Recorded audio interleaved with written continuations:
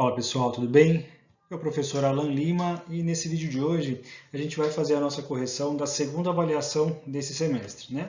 Lembrando que a primeira avaliação a gente já fez a correção, né, de forma remota também, mas a gente acompanhou aí as principais dúvidas que vocês tiveram. E nessa segunda avaliação eu vou focar naquelas questões mais voltadas a essa segunda parte desse semestre, tudo bem? Então, questões como o método de partidas dobradas, a composição do balanço patrimonial de acordo com a 6404, ou a composição do patrimônio, são questões que a gente não vai tratar nesse vídeo, perfeito? A gente vai focar nesses itens, né, como depreciação, como registro da amortização, registro da contratação de seguros e da redução dos seus saldos, né, da diminuição desse direito e uma série de outras coisinhas, de outros tipos de contabilização que a gente veio fazendo aí nessas últimas aulas, tudo bem? Então, nesse vídeo de hoje a gente vai falar sobre a correção dessas atividades e ao final eu vou dar uma palavrinha com vocês, perfeito? Então, vamos lá. Então, vamos lá. A primeira questão, né? Vamos ler junto aí.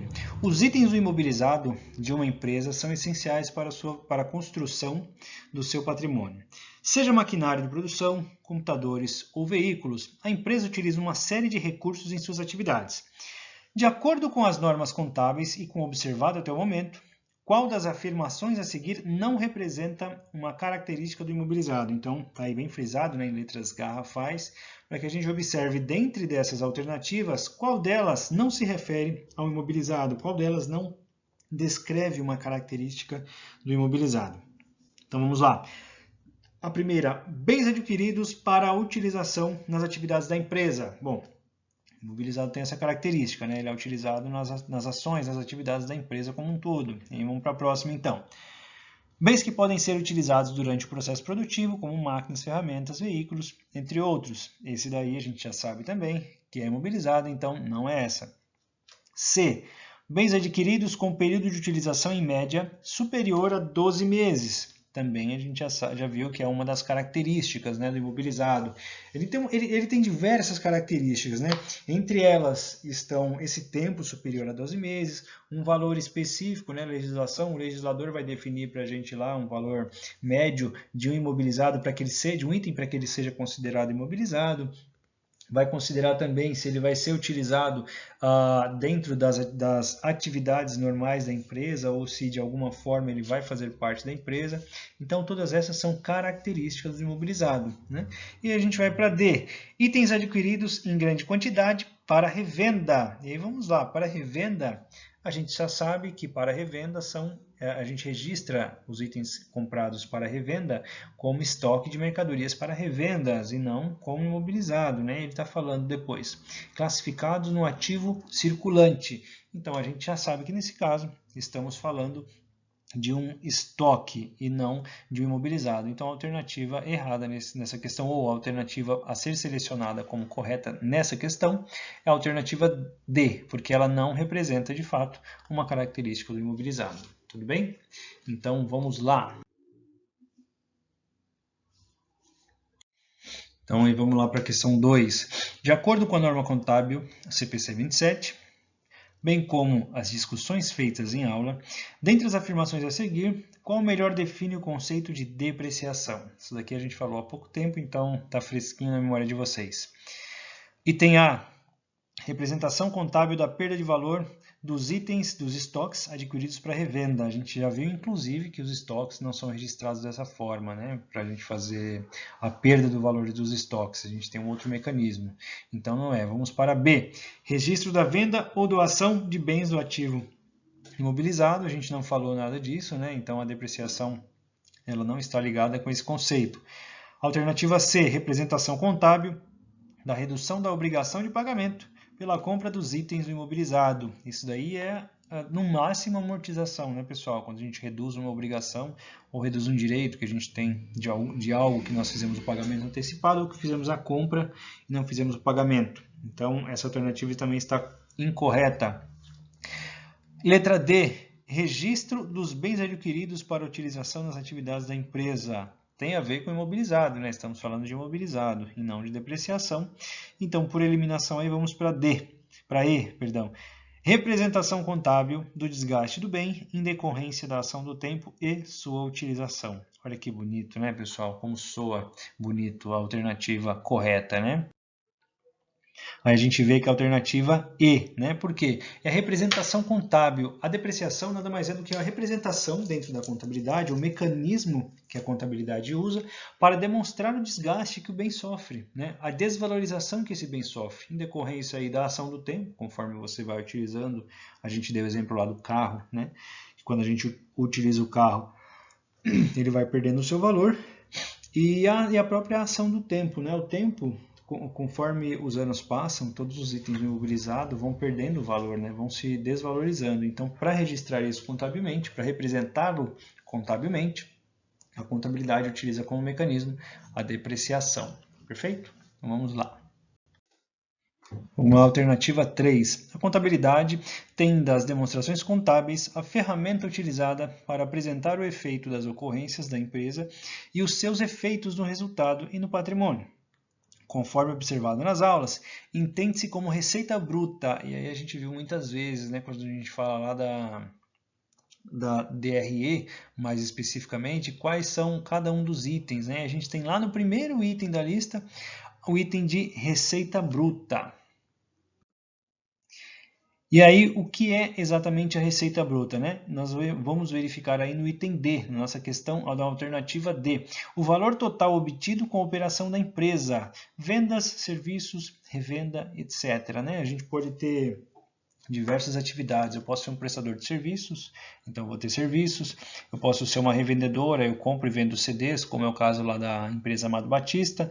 Eu posso fabricar e vender algo, então eu sou uma indústria e comércio, né? Eu faço a comercialização dos meus itens, né? Que eu faço a fabricação.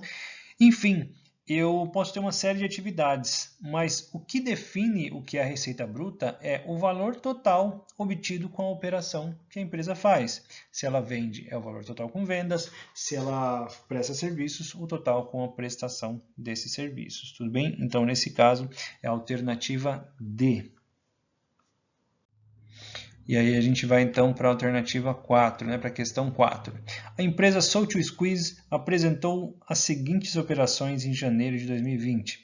Abertura da empresa com capital em dinheiro de 20 mil, compra de 20 mercadorias para revenda no valor total de R$200, sendo que a compra foi feita a prazo, em 4 vezes, a ser pagas em fevereiro, março, abril e maio de 2020. E por fim, uma venda de 10 mercadorias, a metade daquilo que a gente adquiriu, por R$30 cada uma.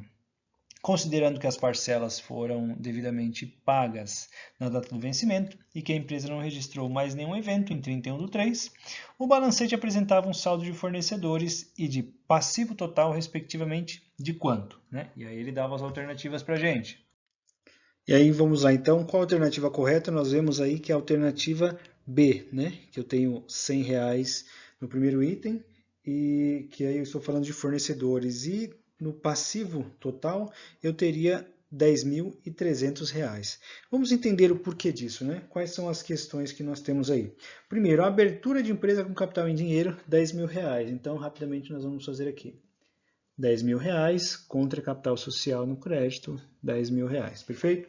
Próximo, a compra de 20 mercadorias para revenda no valor total de R$200. Então, eu vou ter a prazo, né? Lembrando que ele falou que a compra era a prazo, então eu vou ter fornecedor de R$200 no crédito contra um débito aqui de estoque de mercadorias. Vamos colocar aqui mais para baixo, né? Então, tem aqui estoque de mercadorias por R$200 também. Aqui eu tenho caixa, vamos arrumar aqui para não confundir as cabeças, perfeito? Vamos lá, deixa eu ver quais são os outros itens que nós tínhamos aqui para lançar aqui também. Depois eu fiz... eu tenho que entender que esse fornecedor eu vou pagar em 4 vezes, né? Parcelas em fevereiro, março, abril e maio.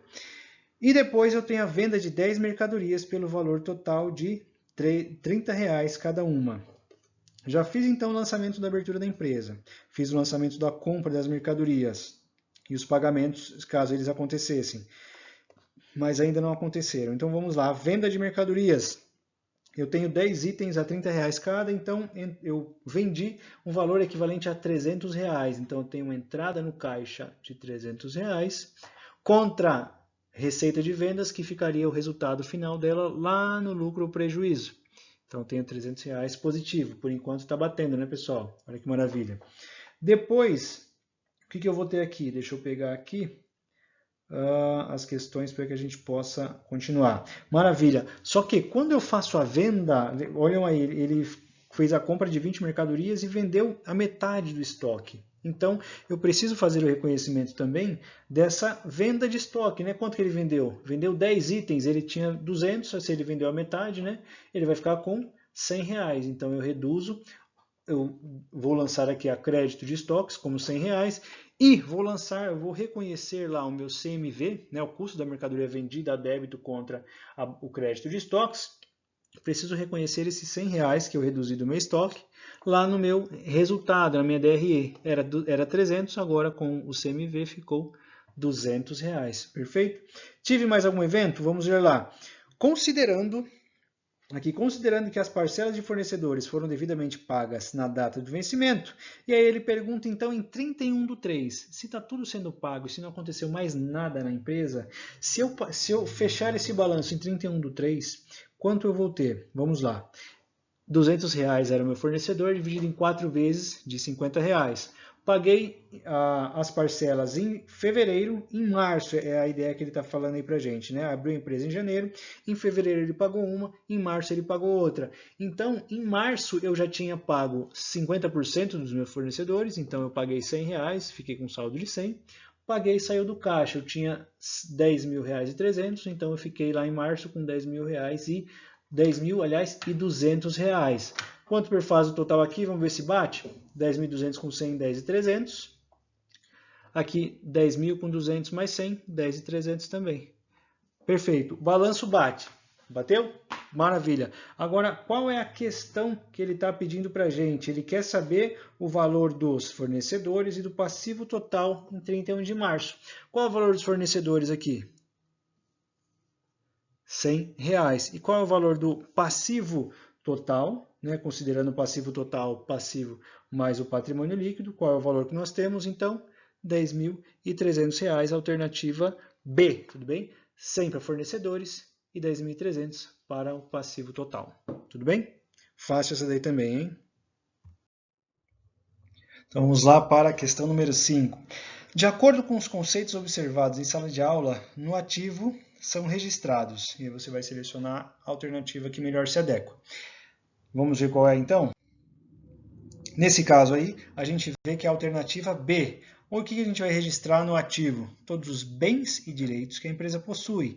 E aí, como alguns exemplos, nós temos carro, saldo de contas bancárias, veículos, contas a receber, de clientes, etc. Tudo bem? Alternativa fácil também. Então vamos lá, questão 6, é exercício para resolução também. A empresa Sabá Limitada apresentou as seguintes operações em janeiro. Abertura de empresa com capital em dinheiro de R$10.000, compra de 20 mercadorias para revenda, num valor total de R$200, feita a prazo, para pagamento em 4 parcelas, com vencimentos em 10 de fevereiro, 10 de março, 10 de abril e 10 de maio. E aí depois a venda de 10 mercadorias por um valor de R$30 cada. Muito semelhante, ou aliás, igual, né, a nossa questão anterior, né, a antepassada, né, a questão a 6, a questão 4, se eu não me engano, que a gente acabou de falar. E ele vai pedir aí para a gente, considerando que as parcelas de fornecedores foram pagas devidamente na data do vencimento, que a empresa não registrou mais nenhum evento, em 31 de janeiro, o balancete da empresa apresentava um ativo total e de capital social, respectivamente, de quanto? E aí vamos lá. E aí então, pessoal, a gente vai aproveitar, como o exercício era muito semelhante ao exercício 4, a gente aproveita o mesmo quadro, fazendo algumas alterações, né, só para a gente manter o saldo de 31 de janeiro. Qual é a situação que nós tínhamos lá em janeiro? Né? Nós tínhamos a seguinte situação, tínhamos aberto a empresa, então tenho 10.000 de caixa contra capital social, fiz a compra de fornecedores, né, a compra de mercadorias a prazo, então registrei lá contra um valor de fornecedores, R$200, e fiz a venda de metade do meu estoque, né, o que gerou R$300 de caixa, onde eu reconheci a receita de R$300, menos o CMV, né, que foi a redução do meu saldo de estoques, lá sendo registrado como CMV dentro do meu resultado aqui, perfazendo um lucro de R$200. Nessa situação aqui de janeiro, onde nenhuma parcela do saldo de fornecedores ainda foi paga, então ainda mantém esses saldos, quais são os valores que nós temos aqui? Do ativo total, eu tenho 10.300 mais 100 de estoques, então eu tenho 10.400. E ele vai perguntar também o valor do capital social, que não foi mudado, né? Está imutável aqui, de R$10.000. Então essa é a alternativa B, tudo bem? Essa daqui também estava fácil. Vamos lá para a questão 7. A empresa da Jack Limitada apresentou as seguintes operações em janeiro. Olha lá, mais uma vez. A abertura de empresa com capital em dinheiro 10 mil, compra de 20 mercadorias por R$200 e os pagamentos aí feitos em fevereiro, março, abril e maio, e a venda de 10 mercadorias com um valor total de R$30 cada, sendo então R$300 pela venda. E aí ele pergunta, considerando que as parcelas foram devidamente pagas, vencimento, a empresa não registrou mais nenhum evento, ela pergunta em 30/4 qual era a situação do ativo total, né? Vamos lá. Então, qual aí vai ser a situação do nosso ativo total, né? Vamos considerar, a gente já está vendo aí que é a alternativa B, né? 10.250. Mas por quê? Eu considerei lá que as operações foram feitas em janeiro, mas em fevereiro, março, né? Fevereiro, março. Aqui, isso, fevereiro, março e abril, então 3 meses. Até abril eu vou ter pago 3 parcelas, correto? Então, quanto é a parcela dos fornecedores? R$50, que a gente dividiu em 4 vezes. Eu preciso baixar, então, 100, 50, aliás, 50, 100, 150. Preciso baixar R$150 dos meus fornecedores. Tinha 200, vou ficar só com R$50. E preciso baixar esses 150 aqui do caixa, porque é de onde eu vou tirar o dinheiro para pagar. Era 300, vai ficar 150. Qual é o saldo que eu vou ter aqui, então, no final do mês de abril, do ativo total? 10, 150 mais 100 de estoques, 10, 250. Alternativa B, tudo bem? Perfeito também. Vamos lá, que está quase acabando, pessoal. A questão 8. A empresa Zig Stardust recebeu dos seus advogados a informação de que o processo trabalhista do qual era parte passiva, ou seja, estava sendo acusada, tinha a probabilidade de perda provável e por isso precisa ser provisionado. A gente viu lá, a gente já falou também sobre os CPCs dessa obrigatoriedade de registro, né? Então vamos lá. Respeitando os critérios de contabilização das provisões para contingências, qual das opções descreve adequadamente a contabilização desse evento? Então vamos ver. Nós já vemos aí que é a alternativa B, né? Despesa com provisão de contingências contra provisão para contingências trabalhistas. E por que a gente vai registrar dessa forma? Primeiro, o advogado está passando a informação para a gente, e como ele passa suas informações através de um documento oficial, de um relatório, a gente tem um documento de suporte que vai validar essa informação, porque é um documento, é uma informação gerada por um especialista. Sendo ela vinda de um especialista, a gente tem como a principal referência ele com relação a essas informações. E aí, por que eu vou registrar uma despesa? Lembram que a despesa ela deve ser registrada, assim como todos os eventos da empresa, respeitando o princípio contábil da competência, ou seja, vou registrar os eventos dentro do período ao qual ele se refere, ao qual ele pertence. Ora, se o advogado, por exemplo, nós estamos no mês de abril, se o advogado está me passando essas informações no mês de abril, é dentro do mês de abril que eu recebi a informação, então é dentro do mês de abril que eu preciso registrar essa informação. E por que despesa? Porque eu estou reconhecendo nesse período onde eu tomei conhecimento desse problema, ou tomei conhecimento da dimensão desse problema, que o advogado está me passando de forma formalizada, né, com perdão da redundância, mas está me formalizando que essa situação realmente existe. Então, dentro da contabilidade, a minha empresa precisa se resguardar e fazer esse registro de forma adequada. E por isso ele vai registrar como despesa. Por quê? Eu não estou fazendo desembolso desse recurso, mas estou reconhecendo que num futuro próximo eu terei que desembolsar. Então eu estou reconhecendo a despesa nesse momento, porque agora eu estou sabendo, e de um outro lado, lá no passivo, eu preciso registrar a provisão. Por quê? É uma obrigação, por isso que vai no passivo, que eu vou ter de pagar futuramente esse valor, né? Desembolsar este recurso para a pessoa que está acionando a minha empresa. Então, nesse caso, eu vou registrar uma despesa lá dentro da minha DRE contra uma obrigação, ou seja, contra um passivo de provisão para contingências, e nesse caso é uma contingência trabalhista. Tudo bem? Então, nessa questão, nós escolheríamos a alternativa B. Aí, questão 9. A empresa Bob Jones fez a aquisição de um veículo em março de 2020. Na própria loja já efetuou a contratação de seguro para o veículo por 12 meses, no valor de R$3.000. Perfeito. De acordo com o material estudado, qual das opções melhor reflete a forma de contabilização da contratação desse seguro? E aí vamos ver. Nesse caso, nós temos a alternativa B, que eu vou registrar seguros a apropriar contra o saldo de caixa. Por quê? Estou fazendo a contratação desse seguro, perfeito? Contratando esse seguro por 12 meses, eu tenho então um direito, perfeito? Deixa eu ajustar a tela aqui para que eu consiga ver vocês e vocês consigam me enxergar, né? Eu só vejo vocês na minha mente. Mas vamos lá. Eu estou fazendo a contratação desse seguro por 12 meses, então eu estou contratando um direito de utilizá-lo, tudo bem? O direito, né, dentro da contabilidade, eu registro dentro do ativo. Ativo para aumentar o saldo, eu debito, perfeito? Então, débito de seguros a apropriar. Por que seguros a apropriar? Porque eu estou pagando antecipadamente por esse valor que se tornará uma despesa, né? É uma despesa com seguro. Ele só vai me gerar um direito, ele não vai me gerar um bem, não vai me gerar um item material, só vai proteger um item material. Então, ele é um... Nossa, me fugiu um direito, né? Perdão. E em contrapartida, para que eu possa adquirir esse direito, eu pago, nesse caso, eu paguei à vista, por isso que eu desembolso o valor dentro do caixa, tudo bem? Então eu tenho um débito de seguros a apropriar, porque eu estou aumentando um direito que eu tenho, que é o direito de usufruir desse seguro, contra um crédito de caixa, porque eu estou desembolsando um valor para reduzir esse saldo. Lembrando que bens e direitos ficam no ativo, saldos do ativo para aumentar eu debito, para diminuir eu credito, perfeito? Então, a alternativa B de bola. E aí, então, nós vamos para a questão 10. A empresa Bob Jones fez a aquisição de um veículo na própria loja, efetuou a contratação de seguro no valor de R$3.000. De acordo com o material estudado, o que ele vai pedir aí? Da forma da contabilização da apropriação do seguro no final do primeiro mês de utilização.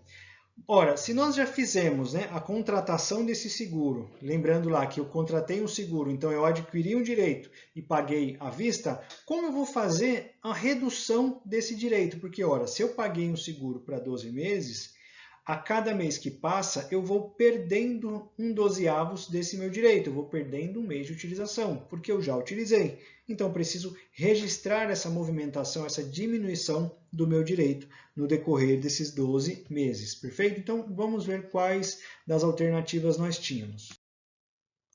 Nós tínhamos, então, 5 alternativas também, e a que melhor se adequa, ou a alternativa correta, é a alternativa C.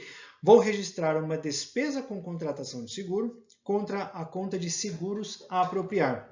Essa conta de despesa com contratação poderia ser somente despesas com seguro, não teria nenhum problema, tudo bem? Mas aí despesa com contratação também não está errado, tudo bem? Depende do que a empresa vai determinar no seu plano de contas. Mas vamos aí discutir a alternativa C. Eu preciso registrar uma despesa porque eu estou registrando a ocorrência desse mês que eu utilizei esse seguro, né, que ele incorreu, que ele protegeu o meu veículo, e ao final desse mês eu já utilizei, perfeito? Então eu vou reduzir o meu saldo de seguros a apropriar, então um crédito de seguros a apropriar, porque é um crédito que vai diminuir o meu ativo, e nesse caso o meu ativo é um direito. Diminuindo o meu direito, eu o credito e reconheço a despesa, porque neste mês que eu utilizei o veículo e que ele estava segurado, por ele estar segurado esse mês, eu incorri a despesa que foi paga antecipadamente, que por isso me gerou um direito um direito de usufruir, um direito de utilização desse seguro, perfeito? Então eu tenho o registro da despesa com contratação de seguro contra um crédito de seguros a apropriar. O reconhecimento da despesa referente àquele mês contra a diminuição do meu direito. E aí então nós temos a alternativa C. Bom, pessoal, então a gente finaliza por aqui a nossa correção, mas antes de se despedir, vou bater um papinho com vocês, algo que eu costumo conversar nas nossas aulas presenciais, mas como nós estamos à distância, vai ser assim mesmo, tudo bem? Apenas um tópico para a gente pensar na vida, né? Principalmente agora que nós estamos passando por esse momento dessa pandemia, estamos aí com isolamento social, agora estamos aí em vias de redução desse isolamento, mas ainda tendo que tomar uma série de cuidados. A gente enfrenta uma série de dificuldades, né? E na vida da gente, independente de classe social, independente de uma série de questões que vão envolver isso, a gente acaba passando por dificuldades, né? É lógico que as dificuldades que a gente na periferia sofre vai ser diferente de uma pessoa que mora em um bairro mais abastado, mas mesmo sendo diferentes essas dificuldades, todas as pessoas vão ter dificuldades que vão ali estar adequadas ao seu meio de vida. Então a gente sempre vai ter dificuldade, né? E qual é o principal ponto a se pensar com relação a isso? Infelizmente, essas dificuldades sempre vão acontecer, mas talvez felizmente elas também aconteçam, porque a cada dificuldade que nós enfrentamos, a cada dificuldade que nós superamos, nós ficamos mais fortes, a gente se fortalece, a gente amadurece, né? Isso é algo muito importante, a gente aprender com essas dificuldades que a gente enfrenta.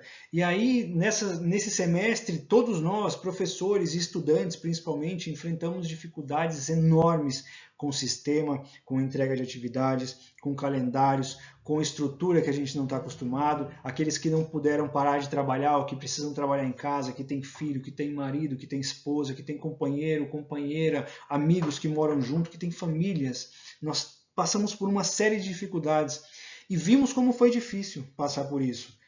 Mas nós estamos acabando, né? Nós estamos aqui fazendo a correção da segunda prova, né? A prova final do semestre, para aqueles que não vão fazer o exame, ou a prova substitutiva, mas estamos encerrando mais um ciclo. E aí a gente precisa refletir o que foi que a gente aprendeu com tudo isso, com todas as quedas que a gente teve, a gente se levantou. E muitas vezes na vida da gente a gente vai passar por dificuldades, a gente vai enfrentar traumas, a gente vai sofrer, muitas vezes a gente vai precisar chorar, vai precisar reconhecer que o nosso corpo está no limite e a nossa cabeça está no limite e a gente vai precisar se recolher um pouco, vai precisar refletir sobre a vida, mas que dessa reflexão, né, a gente não tire só para se amargurar e para pensar em como foi difícil, mas que a gente tire para ganhar energia e para compreender o que foi passado, compreender como nós conseguimos vencer isso de uma forma ou de outra e que a gente possa amadurecer cada vez mais para que novas dificuldades venham surgindo e que a gente possa enfrentar cada uma delas até que a gente consiga completar essa jornada. Porque a nossa vida, é lógico que ela é cheia de objetivos, mas o que vai definir a nossa vida não são os objetivos, né, que a gente traça no decorrer da nossa vida, porque eles são mutáveis, eles vão mudando com o decorrer dos anos. Eu tinha uma cabeça... Quando começou esse ano, eu tinha um planejamento totalmente diferente do que eu tenho agora, em junho, né, de 2020. E eu acredito que vocês também, uma série de planos a gente teve que mudar, uma série de ideias que a gente tinha na cabeça, a gente foi mudando também. E isso é importante, que a gente aprenda que a vida é assim, a vida muitas vezes ela vai levar a gente para caminhos que a gente não acreditava que fosse. Mas esses caminhos precisam ser trilhados, e quando a gente fala do trajeto da vida, não necessariamente os objetivos são importantes, né? É lógico que eles são importantes, mas tão importante quanto os objetivos é todo esse percurso, é toda essa jornada que a gente faz no decorrer da nossa vida. Então, se enfrentemos dificuldades, e a gente sempre vai enfrentar, que a gente faça como um jogo de um esporte, que a gente cai, se machuca, mas a gente não fica lá parado até o jogo acabar. A gente se levanta e vai se recompor e vai se se colocar em uma outra posição no campo ou na quadra e vai continuar lutando. E é assim que a gente tem que fazer na vida. Se a gente enfrentou uma dificuldade, essa dificuldade machucou a gente, se ela modificou a gente de alguma forma, que a gente possa compreender e possa entender, né, o nosso tempo e que a gente possa se melhorar a cada dia, né? Que a gente possa ter sonhos e que a gente saiba o valor que cada um desses sonhos tem para a gente, porque quando a gente deixa de sonhar, a gente não vive mais, né? A nossa vida passa a perder o brilho, né? Quando a gente não tem objetivos, quando a gente não tem sonhos. Então que a gente possa sonhar, possa valorizar os sonhos que a gente tem, possa se respeitar, né? Às vezes a gente se muda, a gente se planeja baseando em objetivos alheios, em objetivos que não são os nossos, mas que a gente possa aprender a se respeitar, né? É lógico que a gente nunca deixe de respeitar o próximo, que a gente tem próximo da gente, seja ele quem for, né? Seja um pai, uma mãe, um companheiro, um amigo, mas que a gente possa sempre respeitar o outro, né? Da melhor forma possível e possa se respeitar em primeiro lugar, tudo bem? Que a gente possa saber quais são os nossos objetivos, possa saber quais são os nossos sonhos e que a gente possa, mais do que isso, mais do que saber, que a gente possa cada dia acordar e lutar por esses sonhos. E ao chegar à noite, ao parar para dormir, que a gente possa refletir, poxa, talvez eu não tenha atingido o meu objetivo, mas eu dei o meu melhor.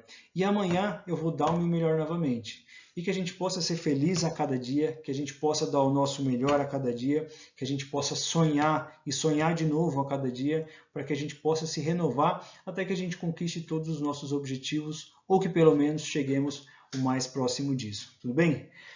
Pessoal, é isso então. Mais uma vez, um grande abraço. Agradeço por terem permitido que eu ficasse todo esse semestre com vocês, ora em sala de aula, ora nessa forma remota. Para mim foi um grande prazer estar com todos vocês e eu espero que a gente se encontre aí em breve, seja em sala de aula, seja na vida, né, em uma situação mais confortável do que essa que nós estamos passando, mas que eu encontre todos vocês, cada um de vocês com saúde, bem e com objetivos bem traçados nessa vida. Tá ok, pessoal? Um grande abraço para vocês, se cuidem, por favor. Talvez a gente se encontre em breve, mas sucesso e bons estudos, pessoal. Tchau, tchau.